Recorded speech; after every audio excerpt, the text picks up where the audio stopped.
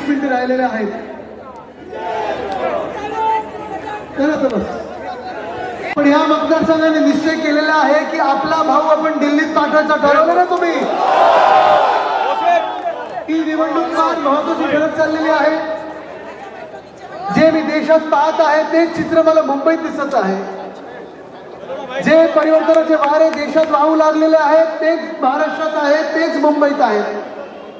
5 वर्षापूर्वी आपण पाहिलं असेल महाविकास आघाडी हा एक प्रयोग आपण पाहिला महाराष्ट्रामध्ये.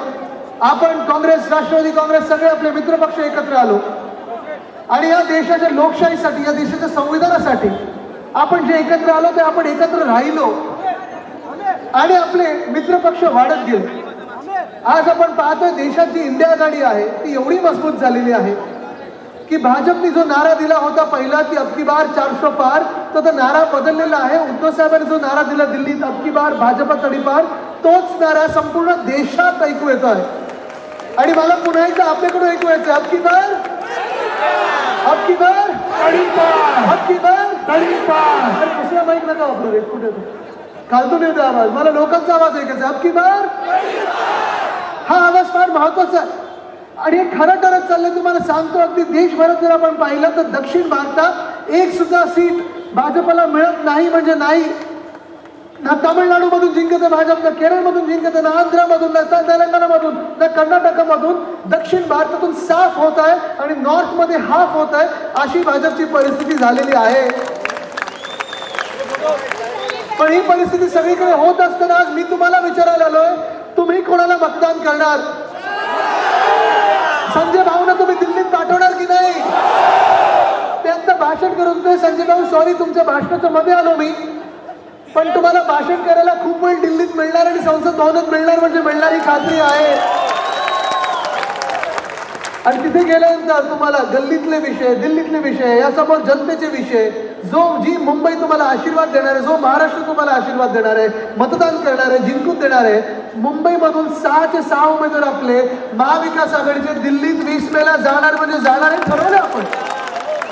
कारण ही निवडणूक पंतप्रधान कोण बनणार ह्याच्यावर थांबलेली नाहीये. ही निवडणूक केंद्र सरकार कोण बनवणार ह्याच्यावर थांबली नाहीये. हे ठरलंय 4 जूनला इंडिया आघाडीचं सरकार बनतंय. लिहून घ्या तुम्ही, आपलं सरकार बनतंय. पण त्या सरकारमध्ये आपल्या मुंबईचे 6 उमेदवार आपण जिंकून देणार की नाही, आपल्या महाविकास आघाडीचे उमेदवार जिंकून देणार की नाही, एवढी निवडणूक आहे. गेले 2-2.5 वर्ष आपण पाहत आहोत महाराष्ट्रावर जो अन्याय होत चाललेला आहे, मुंबईवर जो अन्याय होत चाललेला आहे, या मिंदे सरकारकडून असेल, या भाजप प्रणित खोके सरकारकडून असेल, भाजपाकडून असेल, तो सहन करायचा नाही. तो अन्याय कचऱ्याच्या टोपलीत टाकायची वेळ आलेली आहे आणि म्हणून आपल्याला 20 मेला मतदान करायचं आहे. 20 मे हा दिवस आहे वचपा काढण्याचा. 20 मे मी फडणवीस साहेबांसारखं बदला घेण्याचा वगैरे बोलणार नाही, पण दिल्लीने दाखवायचं महाराष्ट्र काय आणि मुंबई काय आहे. 20 मे भाजपला दाखवायचं आहे की जे 2 पक्ष, शिवसेना असेल, जो पक्ष राष्ट्रवादी काँग्रेस असेल, जो पवार परिवार तुम्ही फुटलेला आहे, महाराष्ट्रात राजकीय अस्तित्व निर्माण केलेली आहे. मुंबई काय आहे आणि महाराष्ट्र काय आहे तुम्हाला भाजप महाराष्ट्रात दाखवल्याशिवाय राहणार नाही. ते 20 मे आपला आहे, त्या 20 मेला मतदान करायचं आहे.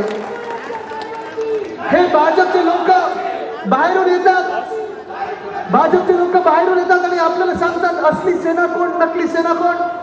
हेच भाजपचे लोक बाहेरून येतात, असली राष्ट्रवादी कोण आणि नकली राष्ट्रवादी कोण सांगणार आहे. तुम्ही या भाजपला पुन्हा एकदा महाराष्ट्रात उभं राहून देणार आहात का?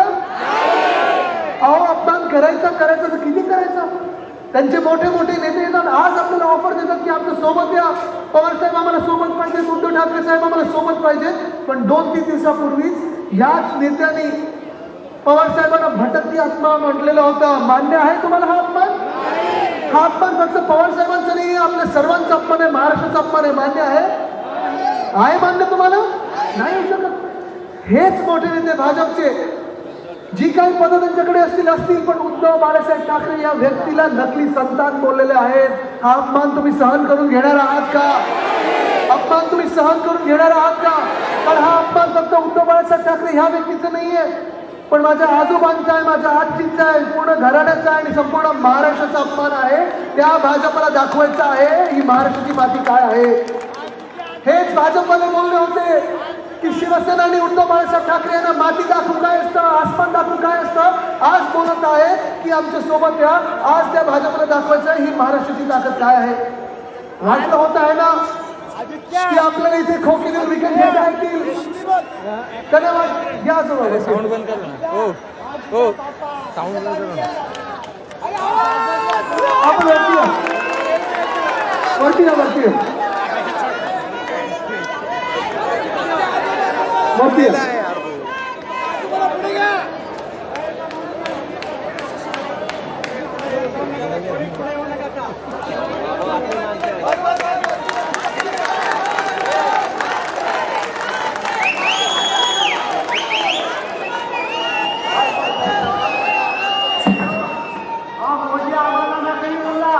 उद्धव ठाकरेची शिवसेना नगरे मी सुप्रीम कोर्टला धनंजय चंद्रचूडलाच सांगितलं की हे अशी जर पक्षात जर फूट पडली तर या लोकांनी जर फूट पडून जर पक्ष पुढत असतील तर त्यांनी तुला आशीर्वाद निवडून देणार आणि संजय पाटलाला निवडून आणणार.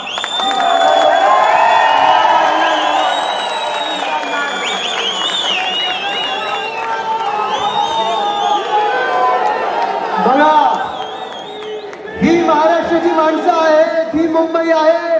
आज मी भाजपला विचारतोय, आहे हिंमत इथे येण्याची? आपण पाहिलं असेल देशामध्ये अरविंद केजरीवाल साहेबांना कसा अटक केला होता, दिल्लीमध्ये उचलून जेलमध्ये टाकलं होतं. सुप्रीम कोर्टाने त्यांना आज जी बेल दिलेली आहे. सगळ्यांना माहिती आहे की अरविंद केजरीवाल साहेब किती चांगले नेते आहेत, किती ऑनेस्ट नेता आहे, किती स्पष्ट बोलणारा नेता आहे. भाजपवाले अरविंद केजरीवाल यांना घाबरतात म्हणून आत टाकलं होतं. आज ते जेव्हा बाहेर पडलेले आहेत, पंजाब असेल दिल्ली असेल, दिल्लीमध्ये आप आणि काँग्रेसची जी युती आहे, पंजाबमध्ये आप आहे, जास्तीत जास्त सीटा घेऊन भाजपला घरी बसवण्याचं ठरवलेलं आहे. आणि हेच मुंबईत वातावरण पाहतोय, हेच महाराष्ट्रात वातावरण पाहतोय, हेच बिहारमध्ये पाहतोय, हेच लडाखमध्ये पाहतोय, हेच कर्नाटकामध्ये पाहतोय. अब की बार भाजपा आहे. हे भाजपवाले तर येतील आपल्या गावोगावी, गल्लोगल्ली दिसतील, प्रचारसभा घेतील, रोड शो घेतील. मला ऐकू येते संजय भाऊ तुमच्या विरोधात इथे प्रधानमंत्री महोदय 2 दिवसाचा रोड शो काढणार आहेत. आज आपण त्यांना सांगायचं आहे, आज आपण भाजपला सांगायचं आहे, किती नेते तुम्ही दिल्लीतून उतरवले. आमच्या 5 वर्षाच्या काळामध्ये जेव्हा महाराष्ट्र आपण पाहतो, गेल्या 5 वर्षात 2.5 वर्ष महाविकास आघाडीचे कोविडचा होता तरी देखील, आणि गेले 2-2.5 वर्ष या मिंदे सरकारचे, कधी तुमचे मोठे नेते आलेत या महाराष्ट्राच्या मदतीला. आज आपण विचार केला पाहिजे, जे भाजपचं खरोखर मनात आहे ते तुम्ही साध्य करून देणार का? पियुष गोयल साहेब जे उत्तर मुंबईतून आहेत, त्यांनी सांगितलेलं की त्यांचं एक स्वप्न आहे. त्यांचं स्वप्न हे आहे की मुंबईला स्लम फ्री करायचं. आज मी आपल्या सर्वांना विचारत आहे, मुंबईकरांना विचारत आहे, जे स्लम फ्री करण्याचं स्वप्न आहे. होय, आपलं पण आहे, पण आपलं स्लम फ्रीचं स्वप्न म्हणजे ज्यांची घरं झोपडपट्टीमध्ये आहेत, स्लम सोसायटीमध्ये आहेत, त्यांना तिकडच्या तिकडेच घरं मिळाली पाहिजेत, दुसरीकडे नाही. आपली हक्काची घरं मिळाली पाहिजे. पण पियुष गोयल साहेबांना आणि भाजपला तुमची सगळ्यांची घरं झोपडपट्टी, सगळे झोपडपट्ट्या ज्या आहेत, स्लम सोसायटीच्या आहेत, वसई विरारमध्ये मिठा घरात नेऊन सोडायचं आहे. तुम्ही या भाजपला मतदान करणार आहात? करू शकणार आहात? या मुंबईकडून दूर जाऊ शकणार आहात? नाही जाऊ शकत. दुसरे हे इकडचे ते मीर खोटं बोलणारे, खोटेच्या, आम्ही त्याला खोटेच्या बोलतो, खोटेच्या बोलतच नाही, ते पण खोटं बोलत असतात. परवाकडे त्यांनी सांगितलं की आता आम्ही धारावीचे लोक इथे आणणार नाही, ट्रान्झिटमधले लोक आणणार नाही, मुलुंडला नाही, भांडुपला नाही, या मतदारसंघात नाही. होय, आमचं पण मत तेच आहे की धारावीचे लोक तिकडे धारावीतच राहिले पाहिजे. हे आमची स्पष्ट भूमिका आहे. पण तुम्हाला सगळ्या स्लम सोसायट्या मुंबईमधून दूर घालवायच्या, कारण स्लममध्ये जे आपले मजदूर राहतात, कामगार राहतात, त्यांचा हात जो मजबूत आपल्या प्रगतीमध्ये आहे, विकसित भारतमध्ये आहे, ते सगळं तुम्हाला न्यायचं गुजरातला. आज इथे जे तरुण आलेले आहेत, मी तुम्हाला विचारत आहे, ही लढाई जी मुंबईच्या स्वाभिमानाची, अभिमानाची आहे, ही लढाईच्या महाराष्ट्राची लढाई आहे. त्याच्यात तुम्ही माझी साथ देणार की नाही? देणार ना? तर ही लढाई नुसतं प्रधानमंत्री कोण बनेल ह्याची नाहीये. ही लढाई आपला महाराष्ट्राचा अभिमान राहणार की नाही, स्वाभिमान आपण रक्षण करणार की नाही याची. गेले 2.5 वर्ष पहा, आपण महाराष्ट्राला समोर झुकवलेलं आहे, दिल्ली समोर झुकवलेलं आहे, महाराष्ट्राला, मुंबईला दिल्ली समोर झुकवण्याचा प्रयत्न होतो. आपले जे मुख्यमंत्री आहेत, घटनाबाह्य मिंदे जातात, असं काहीतरी करतात, दिल्ली समोर लोटांगण घालतात, स्वतःसाठी काय काय मागत असतात. पण तुम्ही मला सांगा, एकदा तरी या व्यक्तीने दिल्लीत जाऊन मुंबईसाठी, महाराष्ट्रासाठी काही मागितलंय का? जो वेदांत फॉक्सकॉनचा प्रकल्प त्यांनी पाठवला गुजरातला, ह्याच शिंदे सरकारने पाठवला गुजरातला. त्यांनी त्यावेळी सांगितलं होतं आता गुजरातमधून आपल्याकडे किंवा देशातून आपल्याकडे विधानसभा पक्षांपेक्षा मोठा प्रकल्प येईल. आला आपल्याकडे मोठा प्रकल्प? आला कधी? नाही आला. पण विधानसभा पक्षांना पाठवलं गुजरातला, बंटर पाठवलं गुजरातला, मेडिकल डिव्हाइस पार्क पाठवलं गुजरातला, वर्ल्ड कपची आपली हक्काची फायनल पाठवली गुजरातला, 40 स्टोअर पाठवले गुजरातला. तुम्ही मला सांगा काय खात्री आहे की भाजप सरकार पुन्हा बसू देणार नाही, पण बसवलं तरी तर मंत्रालयाने आणवलं गुजरातला. आज मी विचारत आहे तुम्हाला, आज मुंबईचे नागरिक म्हणून विचारत आहे तुम्ही, जी काही हाल आपण मुंबईचे पाहतो, रस्त्याचा घोटाळा आपण जो काढला लोकांसमोर आणला तो असेल, स्ट्रीट फर्निचरचा घोटाळा असेल, सॅनिटरी पॅड वेंडिंग मशीनचा घोटाळा असेल, खडीचा घोटाळा असेल, अँब्युलन्सचा 10,000 कोटीचा घोटाळा या मिंदे सरकारने केलेला आहे. ह्या मिंदे सरकारच्या उमेदवारांना, ह्या भाजपच्या उमेदवारांना तुम्ही परत डोक्यावर बसवणार का? बसू शकतो का? आपण जी कामं ह्या मुंबईसाठी केली आहेत, कितीतरी कामं आहेत, मोजून दाखवायची तर अनेक होतील, पण 2012ची निवडणूक असेल, 2017ची निवडणूक असेल, त्या कामांवर आपण जिंकलेलो आहोत. करून दाखवलं म्हणून आपण बोर्डिंगवर लिहिलेलं आहे. ह्याच मुंबईमध्ये उद्धव साहेबांनी आपलं सरकार असताना, मुंबईतून मुख्यमंत्री पहिल्यांदा असताना महाराष्ट्रातून, आपण पाहिलं असेल उद्धव साहेबांनी एक निर्णय घेतला होता की 500 स्क्वेअर फुटापर्यंत ज्यांची ज्यांची घरं आहेत त्यांना प्रॉपर्टी टॅक्स आपण करमुक्त केलं होतं. ते आपण करून दाखवलं. ही शिवसेना आहे मुंबईची आणि मुंबईची शिवसेना आहे. आपल्या 25 वर्षाच्या काळामध्ये मुंबई महानगरपालिकेत आपण पाहिलं असेल, जेव्हा 1997 मध्ये आपली सत्ता आली, 600 कोटीचा तोटा होता. आज आपण जेव्हा 2022 मध्ये टर्म संपली तेव्हा 92,000 कोटीचे आपण सरप्लस तिथे फिक्स डिपॉझिट मध्ये आणले होते. ही शिवसेना आहे, ही मुंबई, हे मुंबईचं आपलं प्रेम आहे. इथे बीएससीतून किती लोक प्रवास करतात? जरा मला हात वरती करून दाखवा. किती लोक? सगळे प्रवास करतात ना. आता तुम्ही मला सांगा, बीएसटी मध्ये आपल्याला 5 किलोमीटर जायचं असेल तर किती रुपये लागते आपल्याला? 10 किलोमीटर जायचं असेल तर किती रुपयात जाऊ शकतो? 10.